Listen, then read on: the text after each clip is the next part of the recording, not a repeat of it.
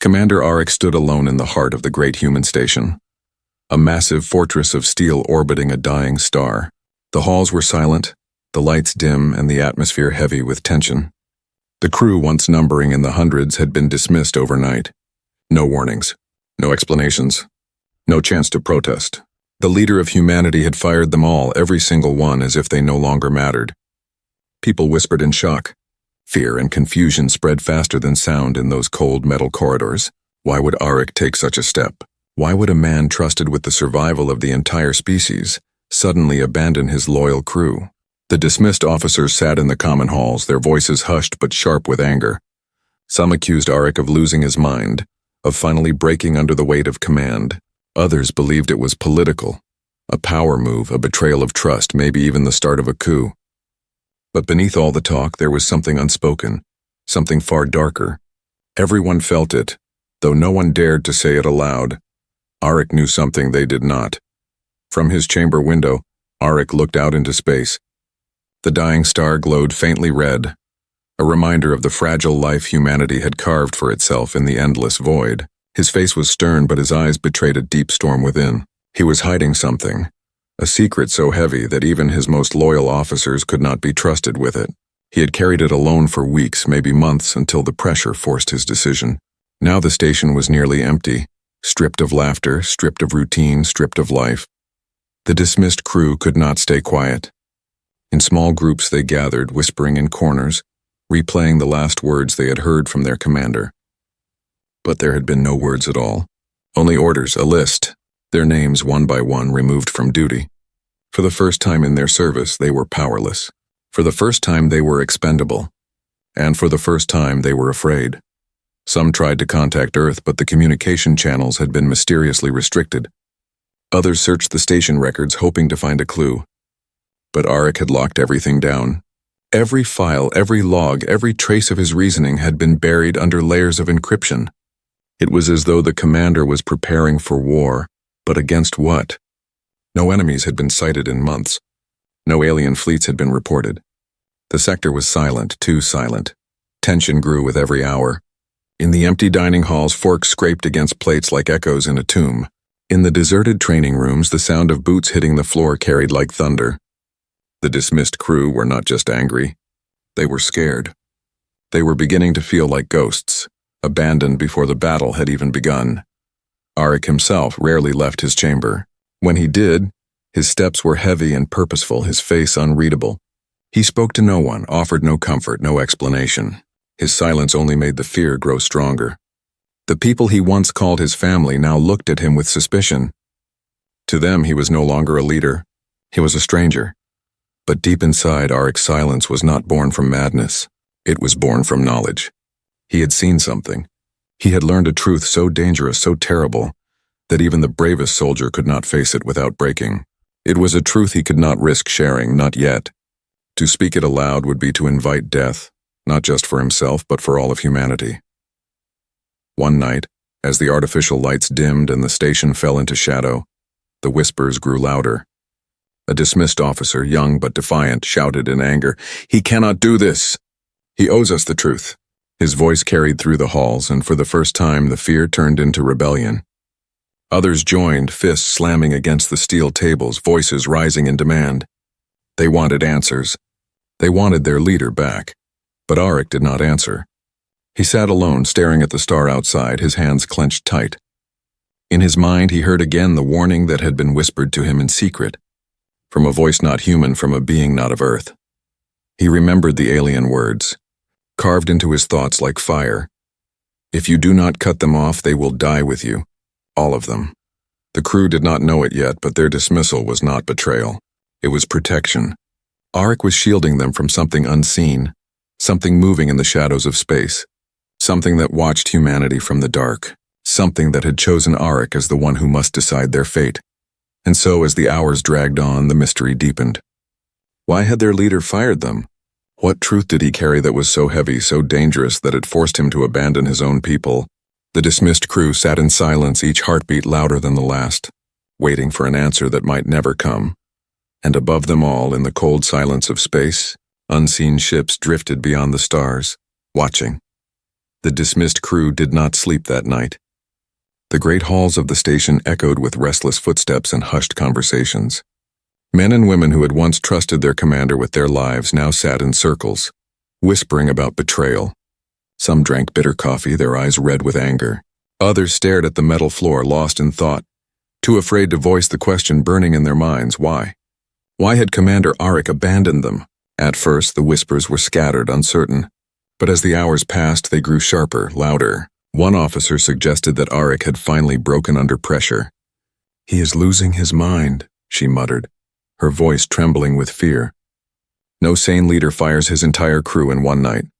Heads nodded, though not all agreed.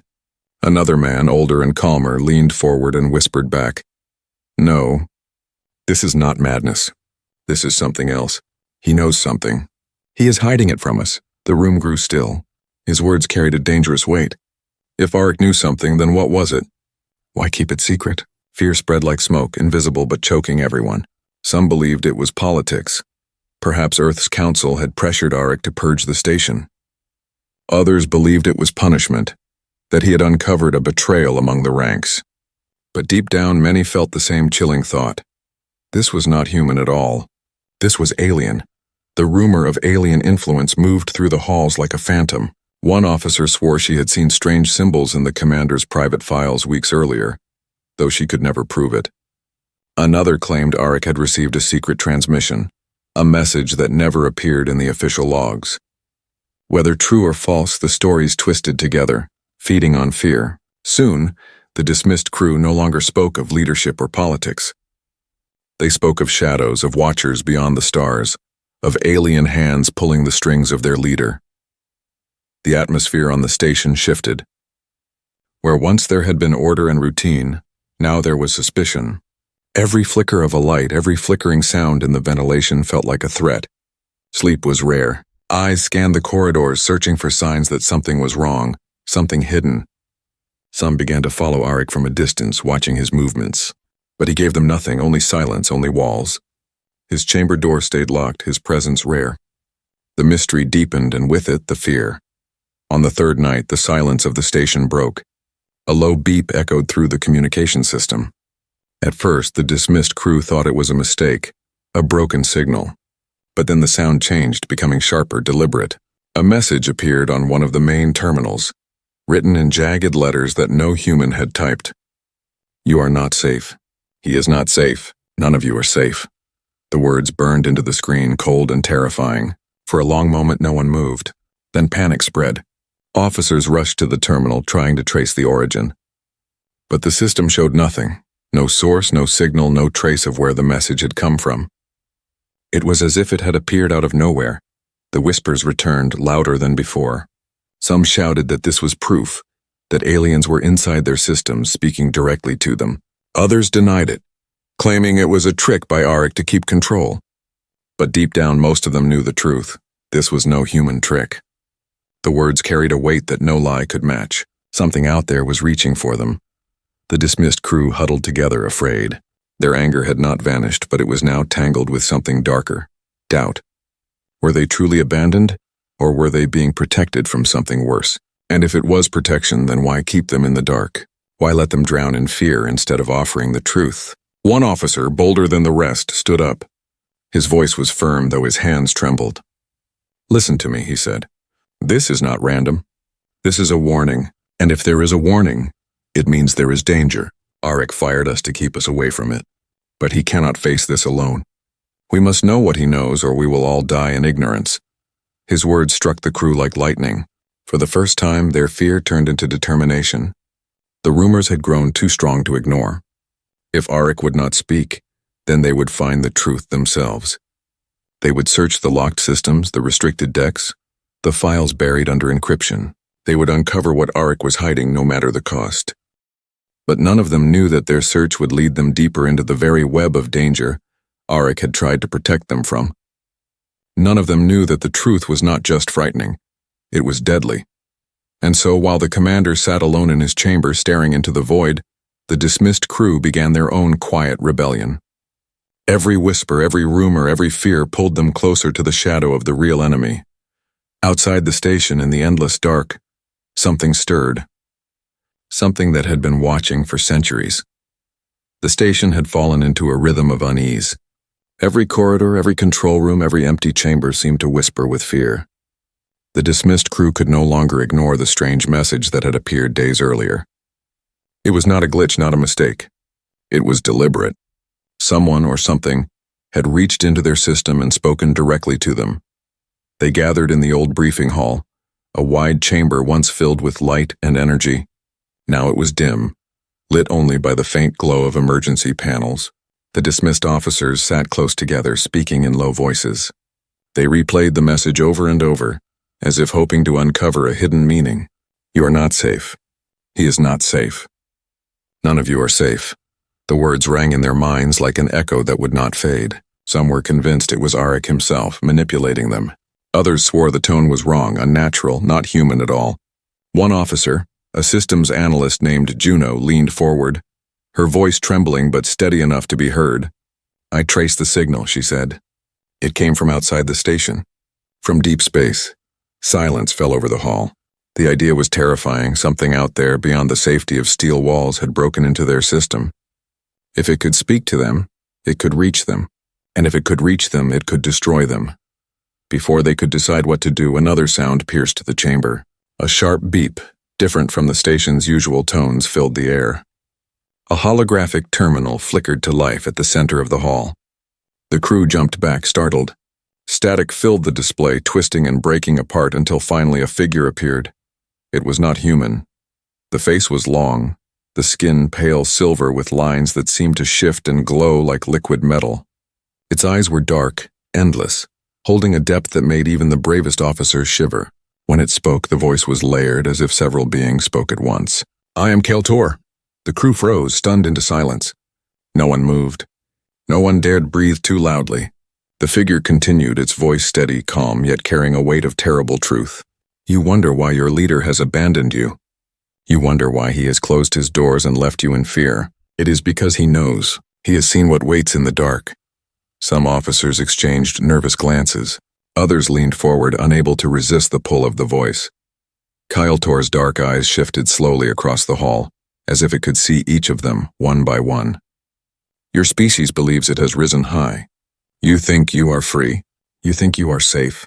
But you are wrong. Humanity has never been free. For centuries you have been watched, measured, judged. The stars you explore, the ships you build, the wars you fight, they have all been seen by the Council. Murmurs rippled through the crew. The word struck them like a blow. Council. None of them had heard it before, but in the alien's tone it carried power. It carried threat.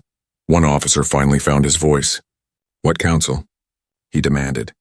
What are you talking about? Kaltor's expression did not change. The Galactic Council. The firstborn races. They rule the stars in silence, hidden from your kind. They decide which species may live and which must fall. Humanity has reached too far, too fast. You are seen as dangerous. A spark that must be put out before it becomes a fire. The word spread through the hall like ice. Some shook their heads, refusing to believe. Others sat frozen, pale, their hands trembling. Kaltor leaned closer, its voice softer now, almost sorrowful. Your commander has learned the truth. He dismissed you to protect you. If you remain close to him, the Council will erase you all. He believes that by cutting ties, by standing alone, he can delay the purge. A woman in the back whispered, Purge? Kaltor's eyes locked onto her, and for a moment it felt as though the alien was standing right in front of her, its presence pressing down like gravity. The purge of your world. The cleansing of Earth.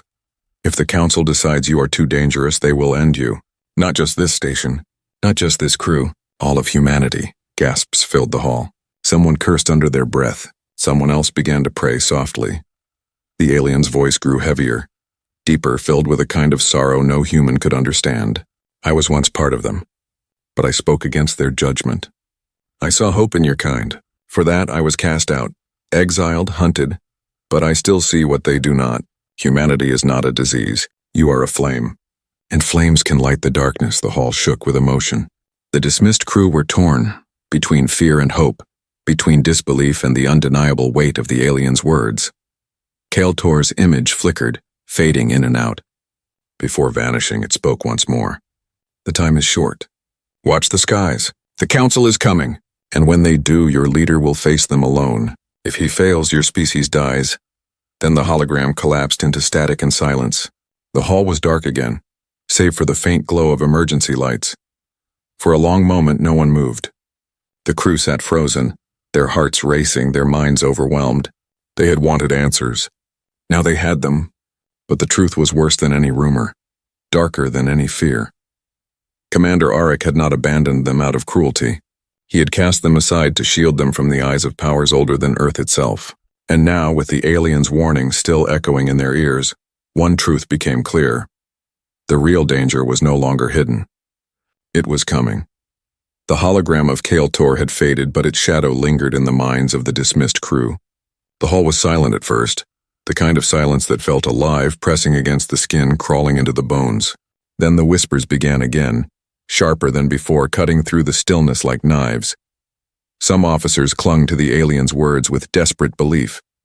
They spoke of the council as if it were already standing at their doors, as if invisible eyes were watching them from every corner of space. Others dismissed it as a trick, a game Arik had designed to control them. It was staged, one officer muttered, pacing back and forth. A hologram can be faked. A voice can be forged. Arik wants us afraid. He wants us weak. But doubt was no longer simple. It was tangled. The crew was split in two, half believing, half denying, but all of them unsettled. For no matter how hard they tried, none could shake the memory of Kale Tor's eyes, deep and endless, staring into their very souls. No human trick could mimic that feeling. Days passed in restless tension. The dismissed crew avoided sleep, speaking in hushed voices as they prowled the station's cold corridors. Some carried makeshift weapons, as if expecting an unseen enemy to leap from the shadows. The normal hum of the engines felt louder, more haunting, like the steady breathing of some sleeping beast beneath their feet. A group of officers decided to act. They could no longer sit in fear, waiting for Arik to speak. Late at night, they crept into restricted areas of the station, moving carefully through corridors where the lights flickered and the walls seemed to listen. They hacked into a security panel, bypassing the commander's encryption. What they found chilled them to the core. The files were not like normal reports. They were fragments of images, coded transmissions filled with alien symbols, shapes curved and twisted in patterns no human mind could easily understand. But scattered among the symbols were human words typed in Arik's own hand. They are coming. 72 hours and contact denied. Isolation required. The officers exchanged terrified looks. The countdown was real. Something was approaching. Something Arik had known about. One woman, her face pale under the dim light, whispered, "He wasn't lying. The alien was telling the truth." But not everyone agreed. Another officer shook his head violently, refusing to accept it. "No, this proves nothing. He could have written this himself. He wants us to believe in ghosts while he plots something bigger." The files spread through the crew like fire. Each person interpreted them differently, twisting the truth into what they most feared or what they most wanted to believe. Suspicion grew not only toward Arik but toward each other. If aliens had infiltrated the system once, who was to say they hadn't infiltrated the crew as well? Paranoia turned their whispers into accusations. One night in the empty dining hall, a fight broke out. Two officers accused each other of working for Arik, of hiding secrets, of being spies.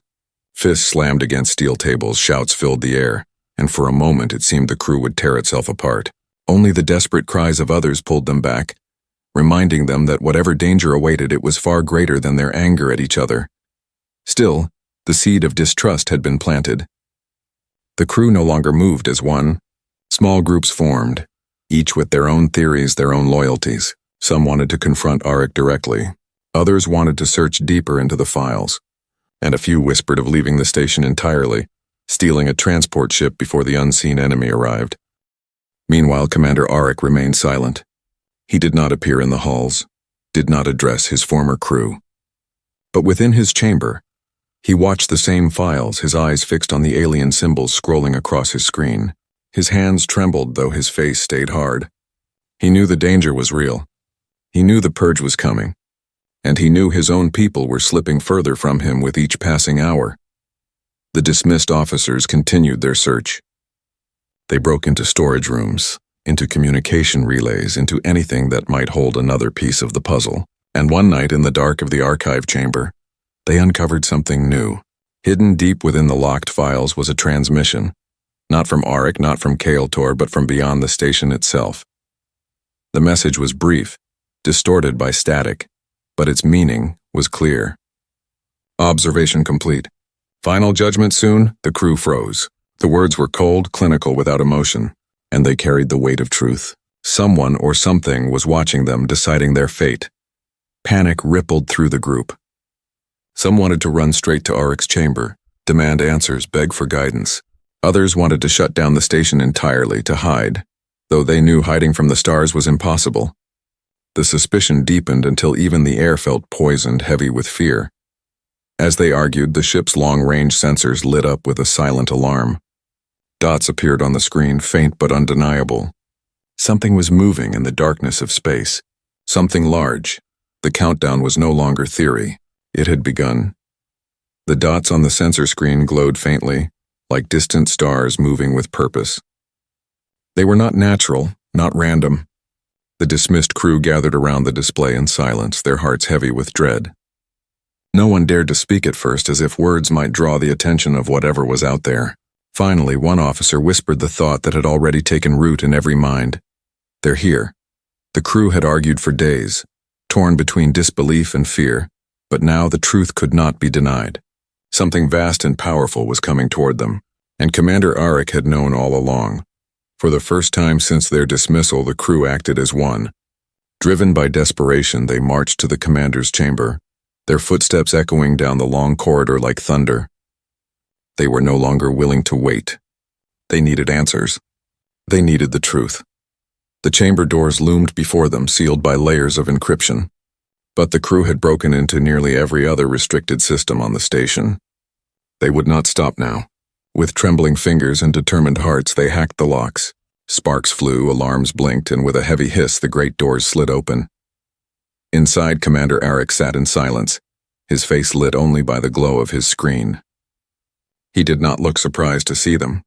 His eyes were hollow, tired, as though he had been carrying a burden too heavy for one man. For a long moment, no one spoke. The crew stared at him, waiting, their anger burning, their fear trembling. Finally, one officer stepped forward, her voice sharp. "You will tell us everything? No more silence. No more secrets. What are we facing out there?" Arik looked at them, and in that look they saw not cruelty, not madness, but sorrow. He closed his eyes, drew a long breath, and spoke. "It is true," he said. "The Council exists. They have been watching us for centuries, and they have judged us unworthy." The word struck the crew like a blow. Some gasped, some cursed under their breath. Others stood frozen, unable to process the weight of what he had said. Arik continued, his voice low but steady. "They see us as a danger, too violent, too ambitious, too reckless with power. To them, humanity is not a future ally, it is a threat. And threats are erased." He turned the screen toward them. Strange alien symbols covered the display, shifting like living patterns. Among them were human words, his translations of what he had learned. Judgment approaching. Elimination recommended. The crew leaned in, their faces pale.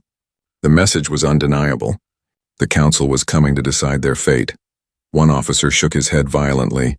"No, this can't be real. Aliens hiding in shadows, secret councils, judgment of entire worlds. It's madness." But even as he shouted, his voice trembled. The evidence was right before his eyes. Arik rose from his chair, his tall frame casting a long shadow across the chamber. His voice grew harder, stronger. "It is not madness. It is the truth. Kael'tor was one of them. He defied the Council and came to me with a warning. He told me what was coming. He told me what I must do." The mention of Kael'tor's name made the crew stir uneasily. They remembered the alien's hollow eyes, the layered voice, the chilling warning. Arik's words gave it weight, turned their doubts into a grim reality. "I dismissed you," Arik said, his voice softening, "because they are watching. They track every bond, every loyalty. If they saw us standing united, they would strike without hesitation. By sending you away, I gave you a chance to live. Alone, I may buy humanity time. Together, we would have already been marked for death." The room was heavy with silence. Some officers lowered their heads, ashamed for doubting him. Others clenched their fists, angry at being cast aside even if it was to protect them. But all of them understood now. Their leader had not betrayed them. He had sacrificed his own strength, his own crew to shield them from the gaze of an enemy too vast to fight openly. Still, the truth brought no comfort. It only deepened their fear, for now they knew the scale of the danger and they knew the countdown was real. One woman spoke, her voice barely more than a whisper. "What happens when they arrive?" Arik's eyes darkened. "They will give me one chance. One moment to speak for our species. If I fail, Earth will burn. Every city, every life gone. Humanity will be erased from history as if it never existed." The crew shuddered. The fate of billions rested on the shoulders of one man, a leader already broken by the weight of his knowledge. It felt impossible, hopeless, and yet there was no other path. Arik looked at them, his voice rising with a fire they had not seen in weeks. "But I will not let them erase us. I will stand before them and I will show them what humanity truly is. We are not a disease. We are not chaos. We are survivors, fighters, builders, dreamers. I will prove it or I will die trying." The crew stood in silence, their hearts torn between despair and admiration. The truth had unfolded at last, and it was darker than they had feared. Yet within that darkness burned a fragile spark of hope, the hope that one voice, one leader might change the course of fate. Outside the chamber, the stars seemed to shift. The faint dots on the sensor screen were growing brighter, closer. The Council's fleet was coming, and time was running out. The tension inside the station had reached its breaking point. The truth was out, at least part of it. The crew knew about the Council, the judgment, and the approaching fleet. They knew their commander had fired them not out of hatred, but out of fear for what might follow if they stayed by his side. But knowing the truth did not silence the storm within them. It only fed it.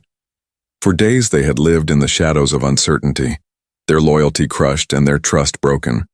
Now standing face to face with Arik, the emotions they had buried came rushing to the surface. Anger, betrayal, fear, and something else they had not expected, an unwillingness to let him face the end alone. It began with questions, sharp and relentless. "Why did you not tell us sooner?" One officer demanded, his fists clenched. "We swore to follow you, to die with you if necessary, and yet you cast us aside like strangers." Arik's face was weary, his eyes heavy with the weight of leadership. "Because your lives are not mine to spend," he said. "I needed to shield you from their gaze. If they saw loyalty binding us, they would have burned Earth already." But his answer only fanned the fire. Another officer, her voice trembling with anger, shouted, "You speak of protection, but what about trust? You led us into battle, into darkness, into death before, and we followed you without question. But now when humanity faces its end, you choose silence. You chose to fight alone?" The chamber filled with voices overlapping, colliding, turning into a storm of rage and desperation. Some shouted in support of Arik, praising his sacrifice, insisting that his plan was the only chance. Others cursed him, calling him a coward for bearing the burden alone. And through it all, Arik stood firm, though his hands trembled at his sides. Finally, he raised his voice, not with anger, but with the iron strength of command. "Enough." The room fell quiet. His eyes swept over them one by one, filled with sorrow but also fire. "You think I do not want you at my side? You think I do not need you? You are my family, my strength, my shield. But the Council watches. They do not see me as a leader. They see me as the voice of all humanity. And if they see you standing with me, they will not listen. They will not hesitate. They will kill us all before I can speak a single word." His words carried a terrible truth, yet silence did not last. A younger officer, trembling but unafraid, stepped forward. His voice was quiet but firm. "Then let us stand with you anyway. If humanity must die, we would rather die fighting than hide in fear." The crew murmured in agreement. Some nodded, some clenched their fists. Arik's heart ached at their loyalty, but he shook his head. "No," he said softly. "This is not about fighting. We cannot defeat them with guns or ships. They hold power beyond our understanding. This is about proving humanity's worth, and only one voice may speak. Only one chance will be given. I will take that chance alone." The officers stared at him, torn between admiration and fury. To watch their commander walk into certain death while they stood behind felt unbearable. They wanted to fight, to resist, to do anything but stand idle while the fate of billions hung in the balance. The argument grew louder again. Some officers begged him to reconsider. Others accused him of arrogance, of thinking only he could save humanity. The chamber pulsed with tension until finally one voice cut through the noise. It was Juno, the systems analyst who had first traced the alien signal. She stepped forward, her face pale but her eyes burning with resolve. "Commander," she said, "you may face them alone, but you cannot prepare alone. Let us help you. If you must speak for humanity, then let us give you the strength of humanity. Let us stand behind your words, even if unseen. You cannot carry the weight of the world without us." The chamber fell silent again. Arik looked at her, then at the others. He saw the fire in their eyes, the loyalty that even fear could not break. He had tried to push them away, but they refused to let go. They were his crew still, no matter what orders he gave. For the first time in weeks, a faint smile touched his lips. It was not joy, but something close, relief perhaps. He nodded slowly. "Very well," he said. "You may not stand beside me when the council arrives, but you may stand behind me in every way that does not betray our chance. If you wish to help, then prepare. Gather what you can. Find every piece of proof that humanity is more than violence, more than chaos. Show me our best, and I will carry it with me." The crew straightened, their fear tempered with purpose. They had wanted to fight with weapons, but now they would fight with truth. They would dig through the archives, collect records of humanity's resilience, its beauty, its dreams. They would arm Arik not with guns, but with the story of their species. The confrontation had not ended in rebellion, nor in despair. It had ended in resolve. The crew no longer stood divided. They stood united, not by orders, but by choice. Outside the station, the approaching lights grew brighter. The council's fleet was nearly upon them. And inside, for the first time in many days, hope began to stir, fragile, small, but alive. The station was no longer quiet. The hum of its engines, once steady and ignored, now seemed like the heartbeat of something alive and waiting. Every officer, dismissed or not, moved with urgency. They gathered files, recordings, fragments of humanity's story, proof of beauty, proof of survival, proof of hope. Art, science, history, sacrifice, these became their weapons. They loaded them into encrypted drives, their hands trembling as if they carried the weight of the entire species. Commander Arik watched from his chamber, silent as always, but inside him the storm was fierce. He had tried to push them away, to carry the burden alone, yet here they were, refusing to abandon him. They had chosen not fear, but faith, and though he feared the council's judgment, a spark of strength grew within him. Humanity was not just one man. Humanity was all of them. But outside the station, the darkness stirred. The faint dots on the sensor screen had grown into giants. Vast shapes emerged from the void, blocking out the distant stars. Ships larger than cities, their hulls shimmering with alien light, drifted into position around the station. Their presence was silent but suffocating. The crew watched from the observation deck, their faces pale, their voices hushed. It felt like standing at the feet of gods. The first transmission arrived. No sound, no image. Just a pulse of raw energy that shook the station's walls and made the lights flicker. It was a warning, a demand. The council was here, and they expected obedience. Arik stood before the central console, his crew gathered in the shadows behind him. His hand hovered over the controls. His voice was low, steady, but heavy with finality. "This is it," he said. "Once I answer, there is no turning back." The crew said nothing. They only nodded, their eyes fixed on him, their silent support louder than words. The console came alive. A vast holographic chamber unfolded, a projection of the council's presence. Towering figures appeared, their forms cloaked in shimmering veils of light. Some looked vaguely human, others entirely alien, shapes that defied logic, bodies that shifted as if they were made of thought itself. Their voices did not come from mouths, but from everywhere at once, layered and cold. Humanity, they intoned. You stand at the edge of judgment, the crew trembled. The sound was not just heard, it was felt, vibrating in their bones. Arik stepped forward. His shoulders were heavy, but his stance was unbroken. His voice was steady, echoing in the chamber. "I am Commander Arik, I speak for my species." The figures loomed closer. "Your kind is reckless, violent, dangerous, you spread like fire without control. The galaxy will not burn for you." Arik clenched his fists but did not falter. "You are wrong. Humanity is more than war, more than chaos. We are builders. We are dreamers. We are survivors. We do not seek to burn the galaxy. We seek to light it." Behind him, his crew shifted, hope rising in their chests. They had gathered the stories, the proof, and though they could not speak, Their faith stood like a shield around him. But the council was unmoved. Their voices thundered again. Words are air. Show us why your flame should not be extinguished. Arik turned to his crew. Without hesitation, they activated the drives. Images and recordings filled the chamber. Scenes of Earth's beauty, of oceans and mountains, of art painted by human hands, of music played on fragile instruments, of children laughing under open skies. Videos of sacrifice appeared, humans saving others at the cost of their lives, soldiers laying down arms to protect innocents, explorers venturing into the unknown not for conquest, but for knowledge. The council watched in silence. The weight of their presence did not shift, their judgment still unreadable.